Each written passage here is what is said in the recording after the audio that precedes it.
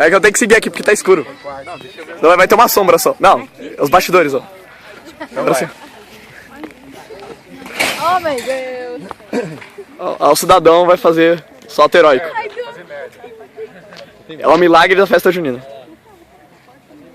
Vai, vai, vai, vai, vai, vai, vai, vai. Queimou a calça, hein? Sua vez, Daniel. Ah, não vou, velho. Sua vez, mano. Sério que eu vou ter que pular mesmo? E aí, é de boa? É de boa. É fácil, por ali só queimou a calça. Queimei lá. Mas você viu a distância, não é assim, né? Distância, é distância, distância, distância.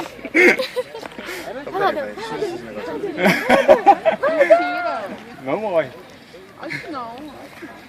Prepara aí, ó. Mais um milagre. Ai, eu tô com medo dos dois coelhos. Depois eu sei, Larissa. Vai dar merda. Não. Você, Cezinha. Eu tô filmando, né? Eu tô ocupado já. Vá! Aê, pulou do lado! Não valeu! Não valeu! Volta! Volta! Volta! É o Daniel, só fazendo ar. Eu tô com Essa aí eu acho que foi café com leite, hein? Tá bom. Representa a física aí, ó. Representa a física aí. Caminhãozinho vai pular. Ele ainda jogou o corpinho dele. Caminhãozinho. Vai lá. Vai, Dan, disso, vai, Dan. Ó, acho que o caminhão tá esperando você pular também. Vai, Dan.